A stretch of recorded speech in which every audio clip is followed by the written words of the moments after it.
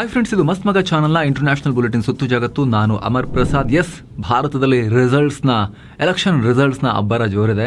ಅದ್ರ ಬಗ್ಗೆ ಪ್ರತ್ಯೇಕ ವರದಿಗಳಲ್ಲಿ ನಿಮಗೆ ಬ್ಯಾಕ್ ಟು ಬ್ಯಾಕ್ ರಿಪೋರ್ಟ್ಸ್ ಬರುತ್ತೆ. ಇದು ಇಂಟರ್ನ್ಯಾಷನಲ್ ಬುಲೆಟಿನ್, ಸೊ ಅದ್ರ ಕಡೆ ಫೋಕಸ್ ಮಾಡೋಣ.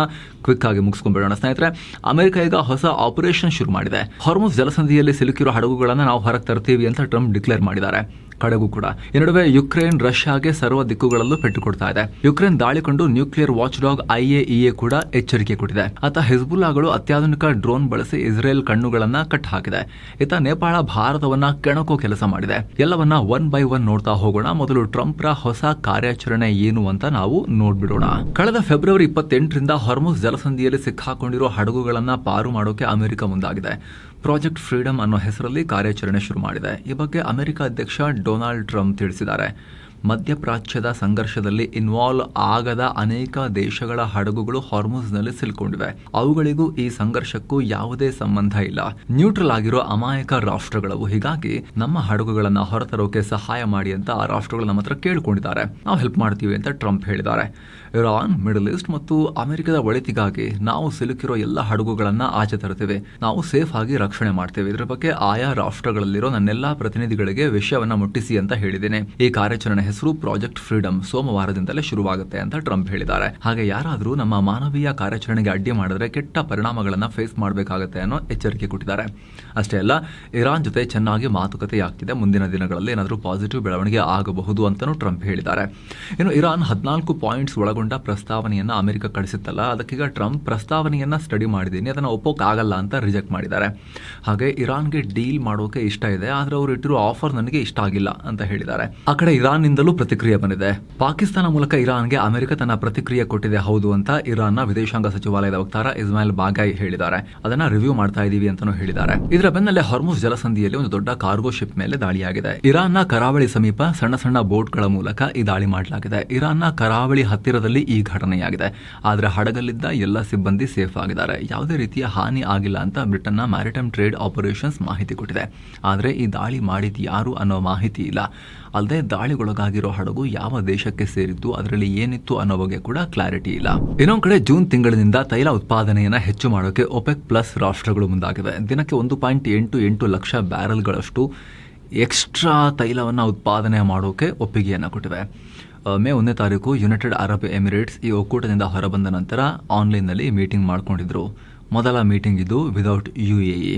ಈ ನಿರ್ಧಾರ ಹೊರಬಿದ್ದಿದೆ. ಈಗ ನಮಗೇನು ಮ್ಯಾಟ್ರ್ ಆಗಲ್ಲ UAE ಹೊರಗೆ ಹೋದ್ರೆ, ನಾವಿನ್ನೂ ಕೂಡ ಮಾರ್ಕೆಟ್ ಕಂಟ್ರೋಲ್ ಮಾಡೋರು ನಮ್ಮ ಗ್ರೂಪೇ, ಆ ತಾಕತ್ ನಮಗಿದೆ ಅನ್ನೋ ಮೆಸೇಜ್ ಪಾಸ್ ಮಾಡೋಕೆ ಟ್ರೈ ಮಾಡಿದ್ದಾರೆ. ಸೌದಿ ಅರೇಬಿಯಾ, ಇರಾಕ್, ರಷ್ಯಾ ಸೇರಿದ ಹಾಗೆ 7 ಪ್ರಮುಖ ರಾಷ್ಟ್ರಗಳು ಈ ನಿರ್ಧಾರ ಕೈಗೊಂಡಿದ್ದು. ಜೂನ್ 7ನೇ ತಾರೀಕು ಮತ್ತೊಮ್ಮೆ ಮೀಟಿಂಗ್ ಸೇರೋಕೆ ಕೂಡ ಒಪ್ಪಿಗೆ ಕೊಟ್ಟಿದ್ದಾರೆ.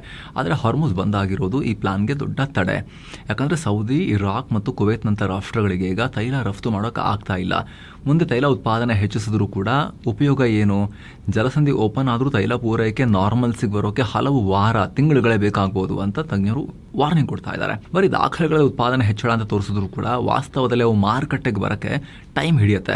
ತುಂಬ ಬ್ಲಾಕೇಜಸ್ ಕ್ರಿಯೇಟ್ ಆಗಿದೆ ಅಲ್ಲಿ. ಇದರಿಂದ ತೈಲ ಬೆಲೆ ಕೂಡಲೇ ಏನು ಕಮ್ಮಿ ಆಗಲ್ವೇನೋ, ಸ್ವಲ್ಪ ಕಮ್ಮಿ ಆಗ್ಬೋದು, ಆದರೆ $60-70 ಬರೋಕ್ಕೆ ಬಹಳ ತಿಂಗಳುಗಳೇ ಬೇಕಾಗ್ಬೋದು ಯುದ್ಧ ಪೂರ್ವ ಸ್ಥಿತಿಗೆ ಬರಲಿಕ್ಕೆ ಅನ್ನೋ ವಿಶ್ಲೇಷಣೆ ಮಾಡಲಾಗ್ತಿದೆ. ಇನ್ನು ಸ್ನೇಹಿತರೆ, ಶಿರ್ಡಿ, ಪಂಚವಟಿ, ನಾಸಿಕ್ ಸೇರಿ ಈ ಕ್ಷೇತ್ರಗಳಿಗೆ ಯಾತ್ರೆ ಹೋಗೋ ಆಸಕ್ತಿ ನಿಮಗಿದ್ರೆ 7 ಸೆನ್ಸ್ ಟೂರಿಸಂನವರ ಎಲ್ಲವನ್ನ ಒಳಗೊಂಡ ಪ್ಯಾಕೇಜ್ ನಿಮಗಾಗಿ.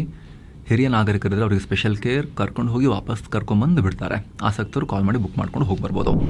ಇಸ್ರೇಲ್ ವಿರುದ್ಧ ಹಿಜ್ಬುಲ್ಲಾಗಳು ಘಾತಕ ಡ್ರೋನ್ಗಳನ್ನು ಯೂಸ್ ಮಾಡೋಕೆ ಶುರು ಮಾಡಿದ್ದಾರೆ. ಫೈಬರ್ ಆಪ್ಟಿಕ್ ಕ್ವಾಡ್ ಕಾಪ್ಟರ್ ಅನ್ನೋ ಅತ್ಯಾಧುನಿಕ ಡ್ರೋನ್ಗಳನ್ನು ಬಳಸಿ ಇಸ್ರೇಲ್ ಸೈನಿಕರನ್ನ ಟಾರ್ಗೆಟ್ ಮಾಡ್ತಿದ್ದಾರೆ.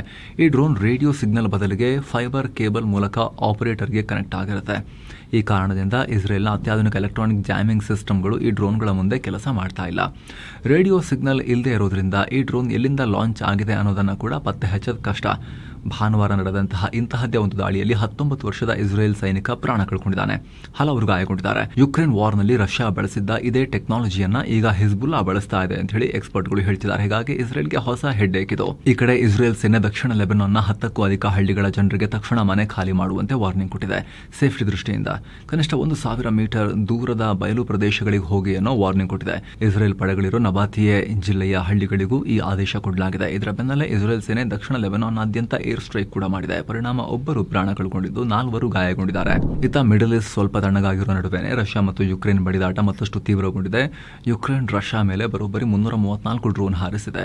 ರಷ್ಯಾ ಕಂಟ್ರೋಲ್ನಲ್ಲಿರೋ ಝಪೋರಿಜಿಯಾ ಅಣು ವಿದ್ಯುತ್ ಸ್ಥಾವರವನ್ನು ಟಾರ್ಗೆಟ್ ಮಾಡಲಾಗಿದೆ. ಅಲ್ಲಾಗಿರೋ ಹಾನಿ ಬಗ್ಗೆ ಇನ್ನಷ್ಟೇ ಮಾಹಿತಿ ಸಿಗಬೇಕಾಗಿದೆ.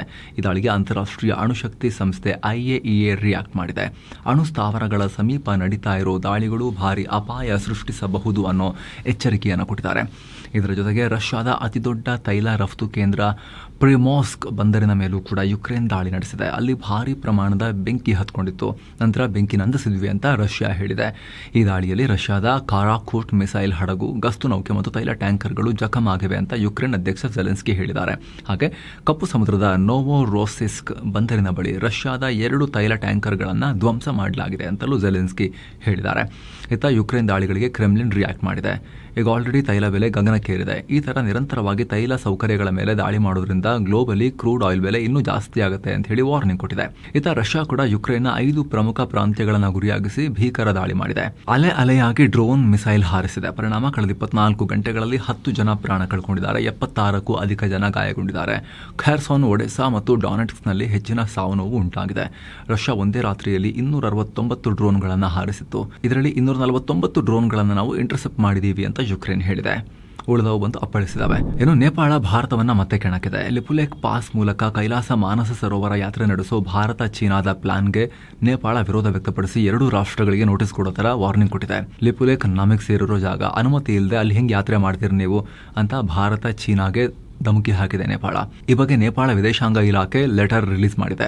1816ರ ಸುಗೌಲಿ ಒಪ್ಪಂದದ ಪ್ರಕಾರ ಮಹಾಕಾಳಿ ನದಿಯ ಪೂರ್ವ ಭಾಗದ ಲಿಪುಲೇಖ್, ಕಲಪಾನಿ ಮತ್ತು ಲಿಂಪ್ಯಾದುರಾ ಪ್ರದೇಶಗಳು ನಮಗೆ ಸೇರಿವೆ ಅಂತ ನೇಪಾಳ ಹೇಳಿದೆ. ಅಲ್ಲದೆ ಮಾತುಕತೆ ಮೂಲಕ ಈ ಗಡಿ ವಿವಾದ ಬಗೆಹರಿಸೋಕೆ ಕಮಿಟ್ ಆಗಿದ್ದೀವಿ ಅಂತಲೂ ಹೇಳಿದೆ. ನೇಪಾಳದ ಈ ವಾದಕ್ಕೆ ಭಾರತ ತಿರುಗೇಟು ಕೊಟ್ಟಿದೆ. ನೇಪಾಳ ಎತ್ತಿರೋ ಆಕ್ಷೇಪ ಸಮರ್ಥನೀಯ ಅಲ್ಲ ಅಂತ ಭಾರತದ ವಿದೇಶಾಂಗ ಇಲಾಖೆ ವಕ್ತಾರ ರಣಧೀರ್ ಜೈಸ್ವಾಲ್ ಹೇಳಿದ್ದಾರೆ. ನೇಪಾಳದ ಗಡಿ ಹಕ್ಕುಗಳು ಐತಿಹಾಸಿಕ ಸತ್ಯ ಮತ್ತು ಸಾಕ್ಷ್ಯಗಳಿಗೆ ದೂರವಾಗಿವೆ. ಲಿಪುಲೇಖ್ ಅನ್ನೋದು 1954ರಿಂದಲೂ ಯಾತ್ರೆಗೆ ಬಳಕೆ ಆಗ್ತಿರೋ ಹಳೆ ದಾರಿ. ಇದರಲ್ಲಿ ಹೊಸತೇನೂ ಇಲ್ಲ ಅಂತ ನೇಪಾಳಗೆ ಅವರು ನೆನಪು ಮಾಡಿದ್ದಾರೆ. ಜೊತೆಗೆ ಗಡಿ ವಿಚಾರದಲ್ಲಿ ನೇಪಾಳದ ಜೊತೆಗೆ ಮಾತುಕತೆಗೆ ಭಾರತ ಯಾವಾಗಲೂ ರೆಡಿ ಅಂತ ಹೇಳಿದ್ದಾರೆ.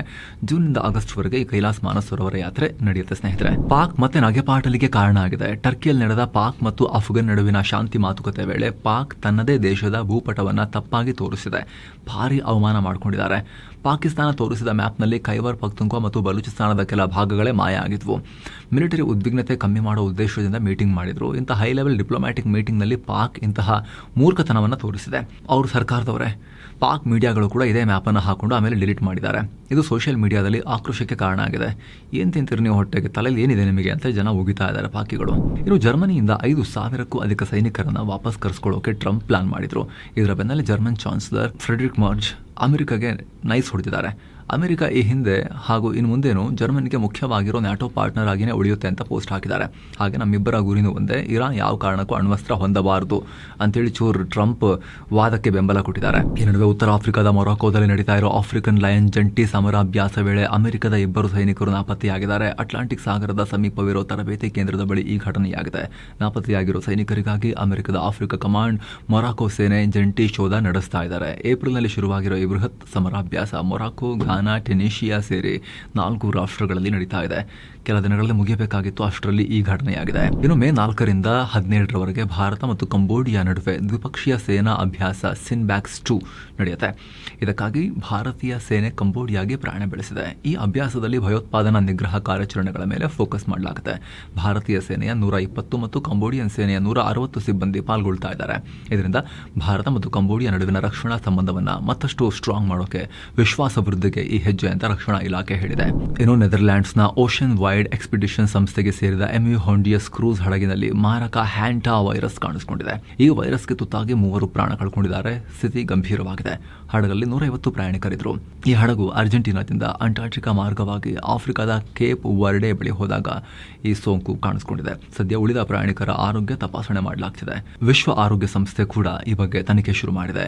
ಈ ವೈರಸ್ ಇಲಿ ಮತ್ತು ಹೆಗ್ಗಣಗಳ ಮೂತ್ರ ಮತ್ತು ಮಲದ ಮೂಲಕ ಹರಡುತ್ತೆ. ಇದರಿಂದ ಮನುಷ್ಯರಲ್ಲಿ ತೀವ್ರ ಉಸಿರಾಟದ ಸಮಸ್ಯೆ ಮತ್ತು ಹೃದಯಾಘಾತಕ್ಕೆ ಕಾರಣ ಆಗುತ್ತೆ. ಈ ವೈರಸ್ಗೆ ನಿರ್ದಿಷ್ಟ ಔಷಧ ಚಿಕಿತ್ಸೆ ಇಲ್ಲ.